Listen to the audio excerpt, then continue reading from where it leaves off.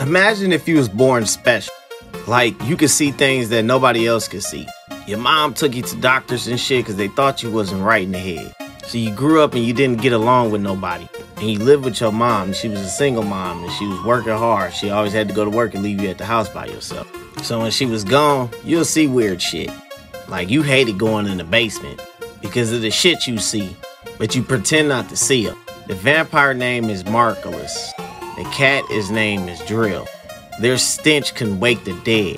You realized long ago, though, Marcellus and Drill lived there long as you can remember. When you was younger, you spent hours and hours observing them, learning what it was to be like a vampire. You was afraid at first, so you told your mom. But when she went down there to see it, she was like, no one's here. No more late night horror movies. This is getting ridiculous. But that didn't mean they didn't exist. Not to you. We're told that everything is made up of atoms. You, me, the paper in your hands, or the screen you're looking at. But an atom cannot exist without an electrical charge, without energy. Energy cannot be created or destroyed, only transformed. Every thought you have, each of your senses, is just a coded note within an electrical impulse that's decoded by your brain. This includes imagination. Everything you ever imagine is stored in your memory in the form of electrical energy. That means it's real, tangible, measurable. It exists physically within our world. Our eyes perceive only a tiny fraction of the electromagnetic spectrum. In fact, in many ways, our eyes see nothing. They are only receptors of visible light, which they convert into electrical impulses to form an image in our brain, leaving most of the world invisible to us. Birds and reptiles can see in ultraviolet. Bees can detect magnetic fields. It's all about wavelength.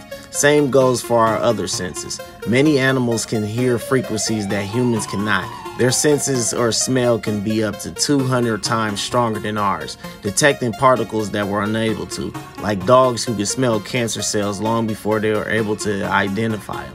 Your senses, your mind, was tuned to receive the electromagnetic structure of the imaginary world that runs parallel to your own.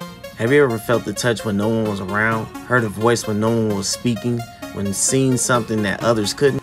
Imagination is a physical electrical record that exists imbued with all the attributes that we decide to give it. Sight, sound, shape, personality. These are the senses of reality that give our fantasies their form and character. Humans are simply a collection of atoms and biochemical compounds that have their masses aligned to these senses. Only the soul is intangible.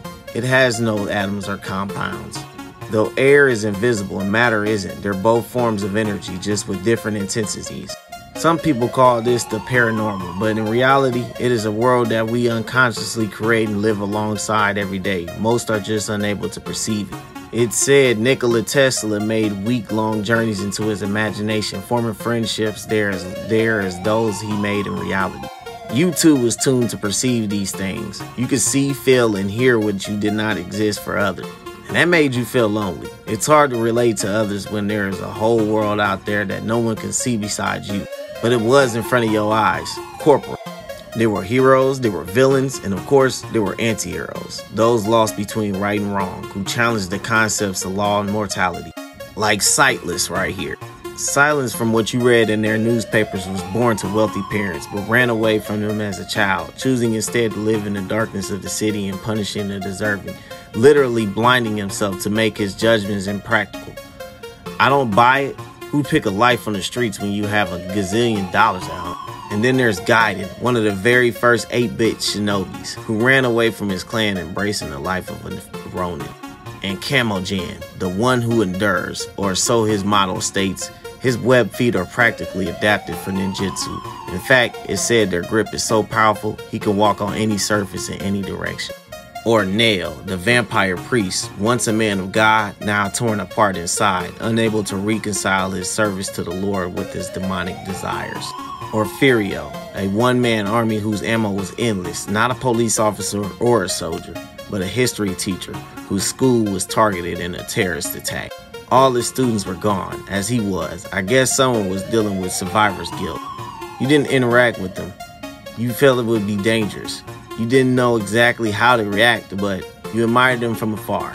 This world, your world, was a place of scientific beauty, where the dreams of architects were not confined by physical limits, and forgotten music echoed into infinity.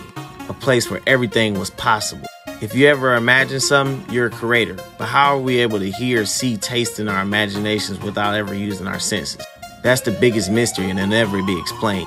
Imagination doesn't care about our secrets, your fears, your regrets, your desires. It's a preview to everything you are, even unconscious things you never realized were there. The parts of us that contain the parts no one ever know about us, not even ourselves. But not every fantasy gets through to our common reality. How is it that some crossed over, that some could birth these new creations while those of others were unable to soak through? I was able to find that out. You collected books, you surrounded yourself with them. In many ways, they were like real family to you. They gave you comfort, made you feel safe within those fictional worlds. You felt at home, like you finally belonged somewhere. Of course, they had no idea that you knew about it, but it didn't bother you. You just liked to hear them talk. You could hear the Bible, Dracula, Zorro, and you could find out more. And all this went down in Something Epic, Issue 1.